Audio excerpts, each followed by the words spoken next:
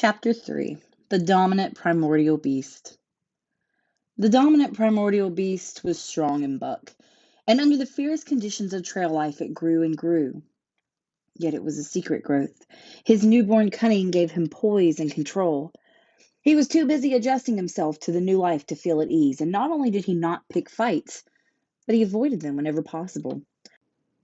A certain deliberateness characterized his attitude.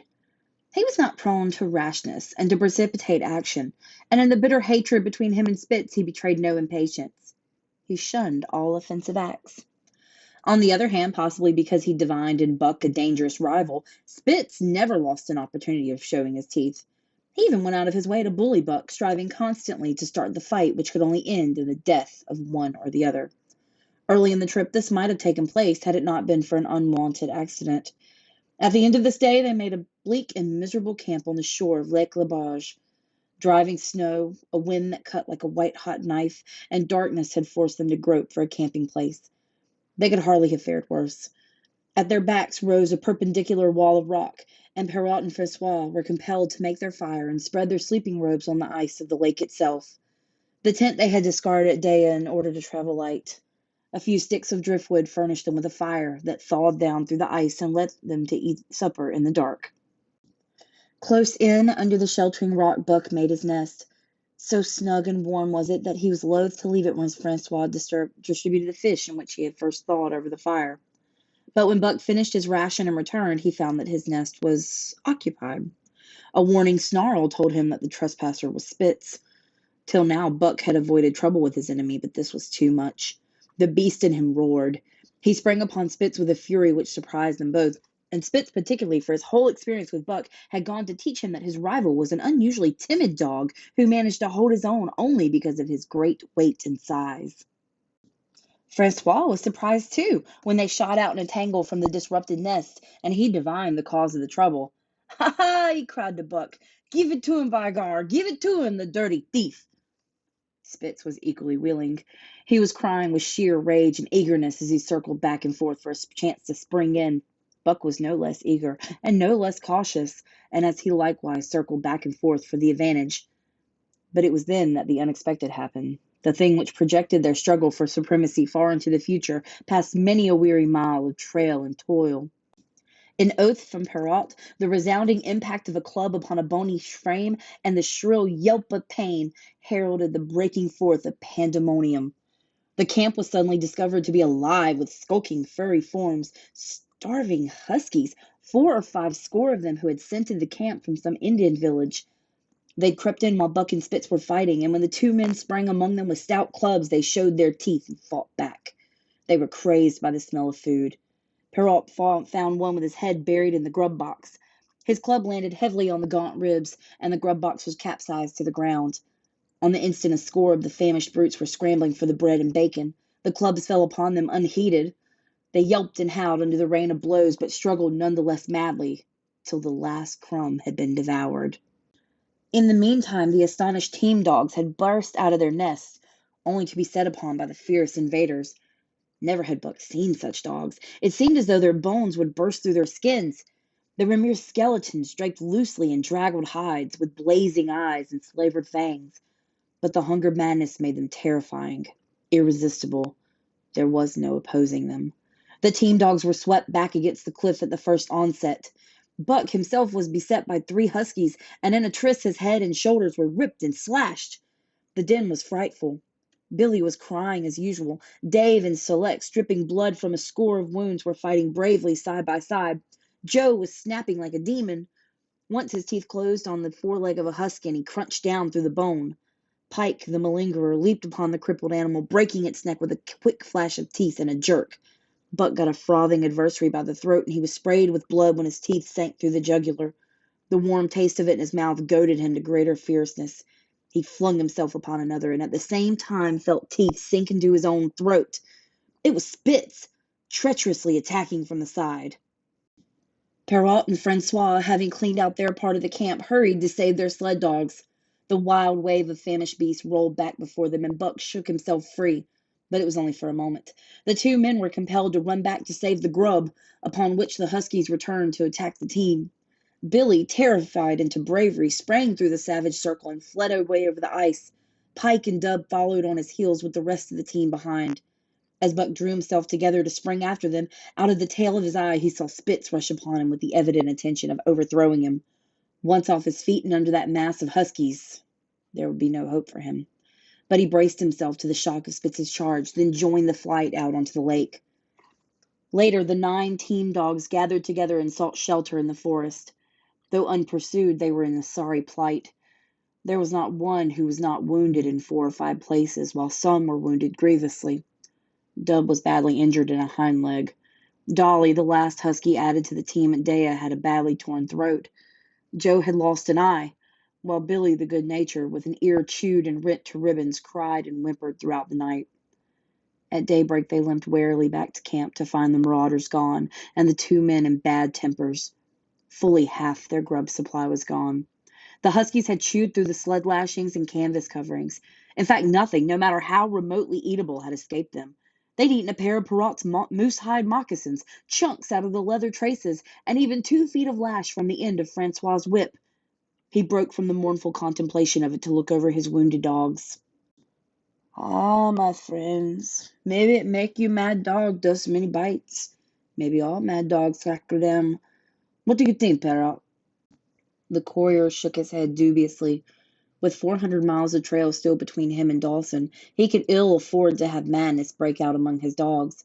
2 hours of cursing and exertion got the harnesses into shape, and the wound-stiffened team was underway, struggling painful over the hardest part of the trail they had yet encountered, and for that matter, the hardest between them and Dawson. The 30-mile river was wide open. Its wild water defied the frost, and it was in the eddies only and in the quiet places that the ice held at all. 6 days of exhausting toil were required to cover those 30 terrible miles. And terrible they were, for every foot of them was accomplished at the risk of life to dog and man. A dozen times Perrault, nosing the way, broke through the ice bridges, being saved by the long pole he carried, which he so held that it fell across each time the hole made by his body. But a cold snap was on, the thermometer registering 50 below zero, and each time he broke through he was compelled for his very life to build a fire and dry his garments. Nothing daunted him. It was because nothing daunted him that he had been chosen as a government courier. He took all manner of risk, resolutely thrusting his little weazened face into the frost and struggling on from dim dawn to dark. He skirted the frowning shores on rim ice that bent and crackled underfoot and upon which they dared not halt. Once the sled broke through with Dave and Buck, and they were half frozen and all but drowned by the time they were dragged out. The usual fire was necessary to save them. They were coated solidly with ice, and the 2 men kept them on the run around the fire, sweating and thawing, so close that they were singed by the flames. At another time Spitz went through, dragging the whole team after him up to Buck, who strained backward with all his strength, his forepaws on the slippery edge and the ice quivering and snapping all around. But behind him was Dave, likewise straining backward, and behind Sled was Francois, pulling till his tendons cracked. Again the rim ice broke away before and behind, and there was no escape except up the cliff. Perrault scaled it by a miracle, while Francois prayed for just that miracle. And with every thong and sled lashing and the last bit of harness rove into a long rope, the dogs were hoisted one by one to the cliff crest. Francois came up last after the sled and load. Then came the search for a place to descend, which descent was ultimately made by the aid of the rope, and night found them back on the river with a quarter of a mile to the day's credit. By the time they made the Hootalinka in good ice, Buck was played out. The rest of the dogs were in like condition, but Perrault, to make up for lost time, pushed them late and early. The first day they covered 35 miles to the Big Salmon. The next day 35 more to the Little Salmon. The third day 40 miles, which brought them well up toward the Five Fingers. Buck's feet were not so compact and hard as the feet of the huskies.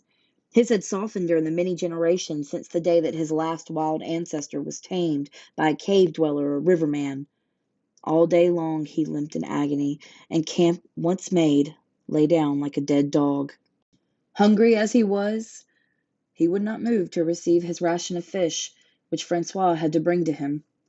Also, the dog driver rubbed Buck's feet for half an hour each night after supper, and sacrificed the tops of his own moccasins to make 4 moccasins for Buck. This was a great relief, and Buck caused even the weazen face of Perrault to twist itself into a grin one morning when Francois forgot the moccasins and Buck lay on his back, his 4 feet waving appealingly in the air, and he refused to budge without them. Later his feet grew hard to the trail, and the worn-out footgear was thrown away. At the Pelée one morning they were harnessing up. Dolly, who had never been conspicuous for anything, went suddenly mad.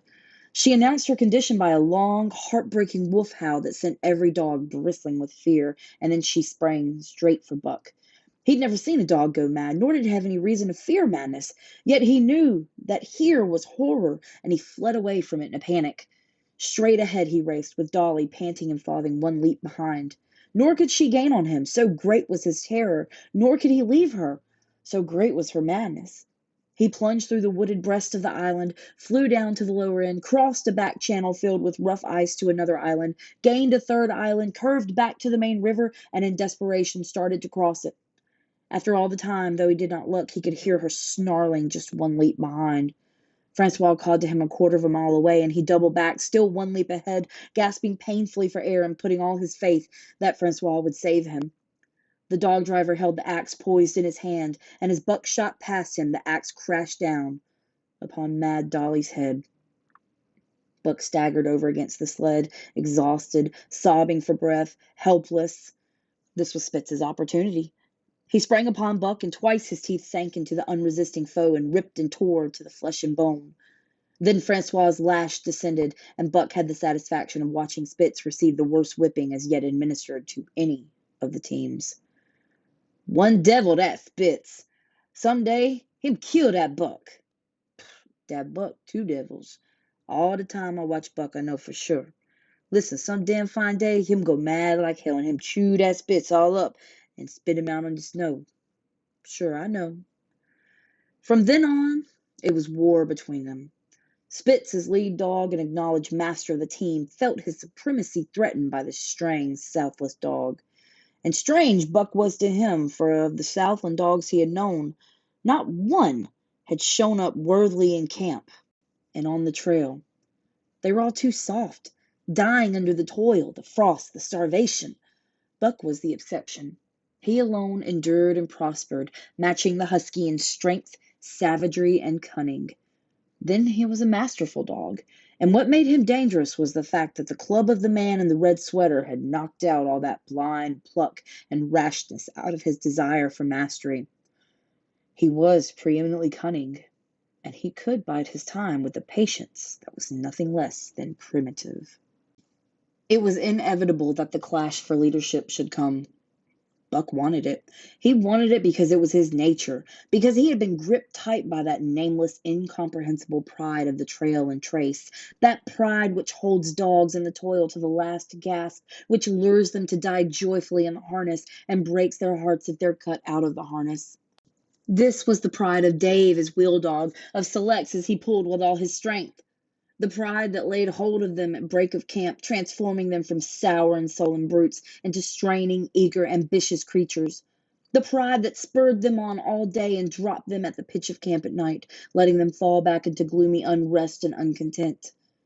This was the pride that bore up Spitz and made him thrash the sled dogs who blundered and shirked in the traces or hid away at harness time in the morning.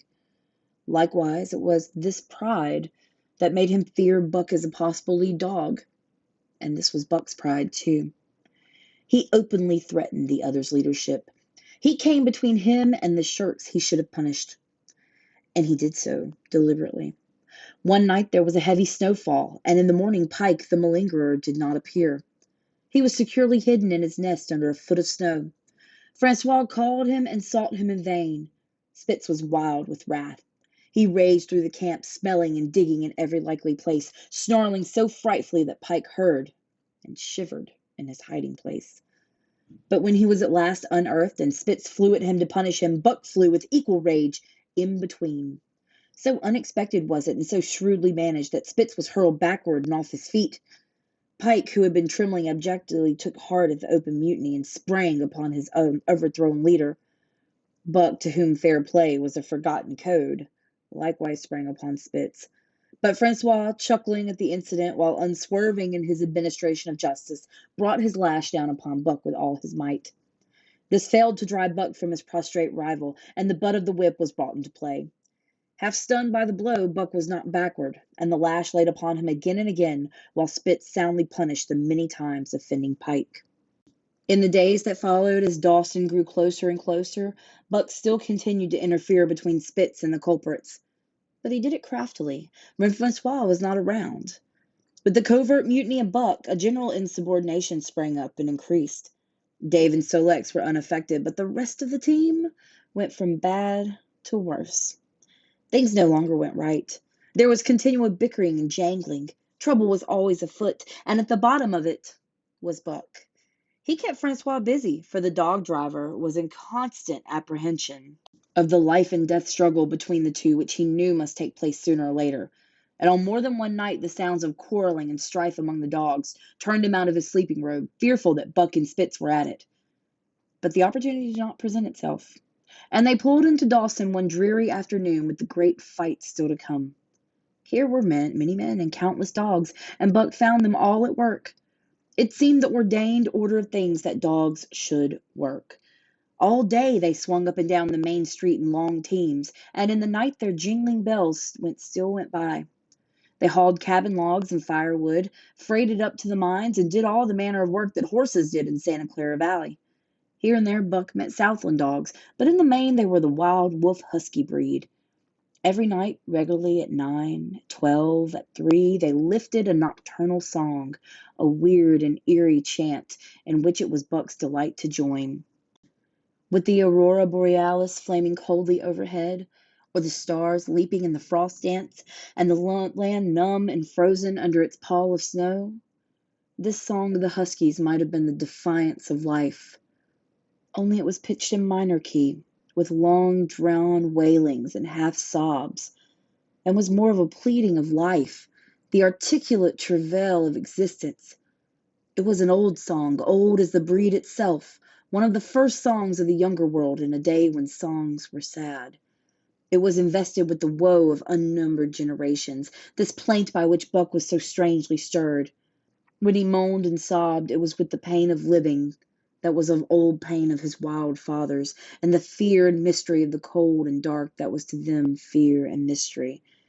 And that he should be stirred by it marked the completeness with which he had harked back through the ages of fire and roof to the raw beginnings of life in the howling ages. 7 days from the time they pulled into Dawson, they dropped down the steep bank by the barracks to the Yukon Trail and pulled for Daya and the salt water. Perrault was carrying dispatches, if anything more urgent than those he had brought in. Also, the travel pride had gripped him, and he purposed to make the record trip of the year. Several things favored him in this. The week's rest had recuperated the dogs and put them in thorough trim. The trail they had broken into the country was packed hard by later journeyers, and further the police had arranged in 2 or 3 places deposits of grub for dog and man, so he was traveling light. They made 60 Mile, which is a 50-mile run, on the first day, and the second day saw them booming up the Yukon well on their way to Pelly. But such splendid running was achieved not without great trouble and vexation on the part of Francois. The insidious revolt led by Buck had destroyed the solidarity of the team. It no longer was as one dog leaping in the traces. The encouragement Buck gave the rebels led them into all kinds of petty misdemeanors. No more was Spitz a leader greatly to be feared. The old awe departed, and they grew equal to challenging his authority. Pike robbed him of half a fish one night and gulped it down under the protection of Buck. Another night Dub and Joe fought Spitz and made him forego the punishment they deserved. And even Billy, the good-natured, was less good-natured, and whined not so half as placatingly as in former days. Buck never came near Spitz without snarling and bristling menacingly. In fact, his conduct approached that of a bully, and he was given to swaggering up and down before Spitz's very nose. The breaking down of discipline likewise affected the dogs in their relations with each other. They quarreled and bickered more than ever among themselves, till at times the camp was a howling bedlam. Dave and Sol-Leks alone were unaltered, though they were made irritable by the unending squabbling. Francois swore strange, barbarous oath, and stamped the snow in futile rage, and tore his hair. His lash was always stinging among the dogs, but it was of small avail. Directly his back was turned, they were at it again. He backed up Spitz with his whip, while Buck backed up the remainder of the team. Francois knew he was behind all the trouble, and Buck knew he knew, but Buck was too clever ever again to be caught red-handed. He worked faithfully in the harness, for the toil had become a delight to him, yet it was a greater delight slyly to precipitate a fight among his mates, and tangle the traces. At the mouth of the Tahkeena, one night after supper, Dub turned up a snowshoe rabbit, blundered it, and missed. In a second the whole team was in full cry. 100 yards away was a camp of the Northwest Police with 50 dogs, huskies all, who joined the chase. The rabbit sped down the river, turned off the small creek, up the frozen bed of which it had held steadily. It ran lightly on the surface of the snow, while the dogs plowed through by main strength. Buck led the pack, 60 strong around bend after bend, but he could not gain. He lay down low to the race, whining eagerly, his splendid body flashing forward, leap by leap in the wan moonlight. And leap by leap, like some pale frost wraith, the snowshoe rabbit flashed on ahead. All that stirring of old instincts which at sated periods drives men out from the sounding cities to forest and plain to kill things by chemically propelled leaden pellets, the bloodlust, the joy to kill, all this was Buck's, only it was infinitely more intimate.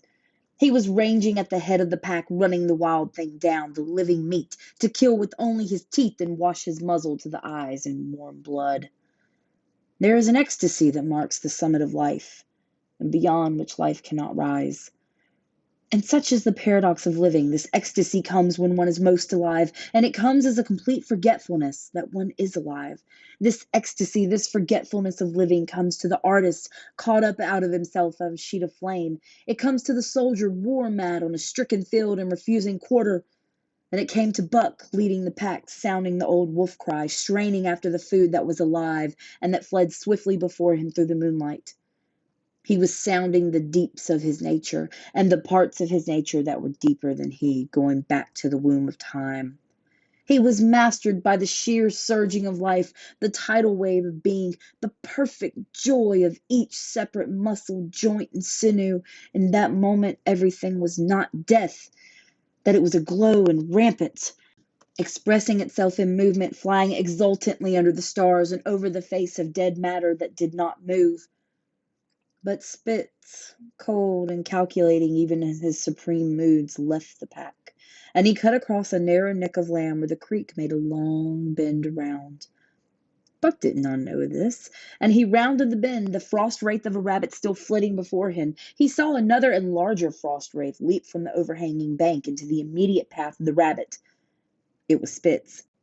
The rabbit could not turn, and as the white teeth broke its back in midair, it shrieked as loudly as a stricken man may shriek. At sound of this, the cry of life plunging down from life's apex in the grip of death, the fall pack at Buck's heels raised a hell's chorus of delight. Buck did not cry out. He did not check himself, but drove in upon Spitz, shoulder to shoulder, so hard that he missed the throat. They rolled over and over in the powdery snow. Spitz gained his feet almost as though he had not been overthrown, slashing Buck down the shoulder and leaping clear.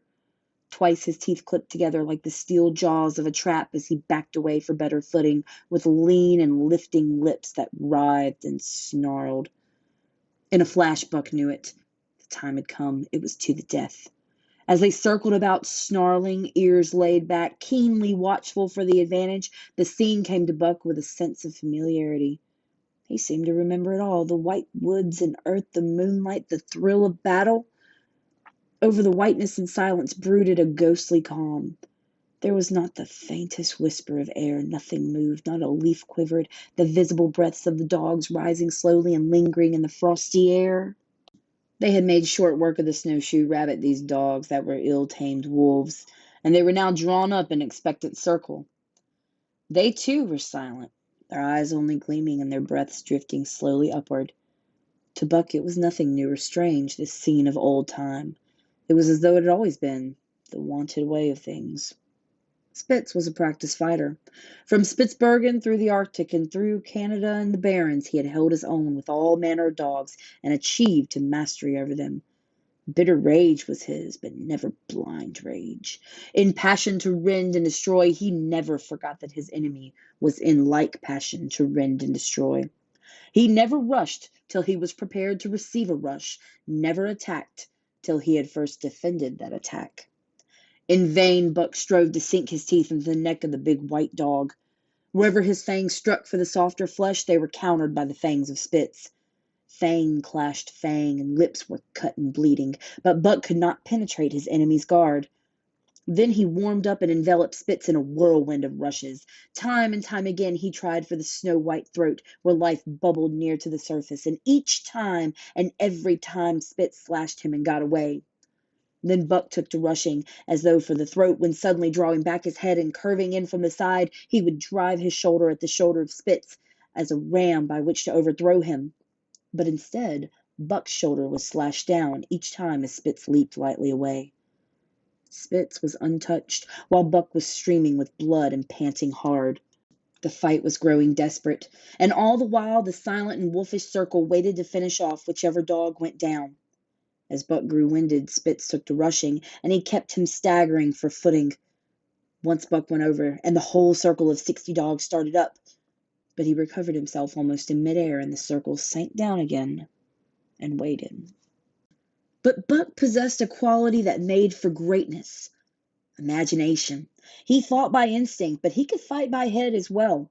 He rushed as though attempting the old shoulder trick, but at the last instant swept low to the snow and in. His teeth closed on Spitz's left foreleg. There was a crunch of breaking bone, and the white dog faced him on 3 legs. Thrice he tried to knock him over and repeated the trick and broke the right foreleg. Despite the pain and helplessness, Spitz struggled madly to keep up. He saw the silent circle with gleaming eyes, lolling tongues, and their silvery breaths drifting upward, closing in upon him as he had seen similar circles close in upon beaten antagonists in the past. Only this time it was he who was beaten. There was no hope for him. Buck was inexorable. Mercy was a thing reserved for general climates. He maneuvered for the final rush. The circle had tightened till he could feel the breaths of the huskies on his flanks. He could see them, beyond Spitz and to either side, half crouching for the spring, their eyes fixed upon him. A pause seemed to fall. Every animal was motionless, as though turned to stone. Only Spitz quivered and bristled as he staggered back and forth, snarling with a horrible menace, as though to frighten off impending death. Then Buck sprang in and out, and while he was in, shoulder had at last squarely met shoulder. The dark circle became a dot on the moon-flooded snow as Spitz disappeared from view. Buck stood and looked on, the successful champion, the dominant primordial beast who had made his kill and found it good.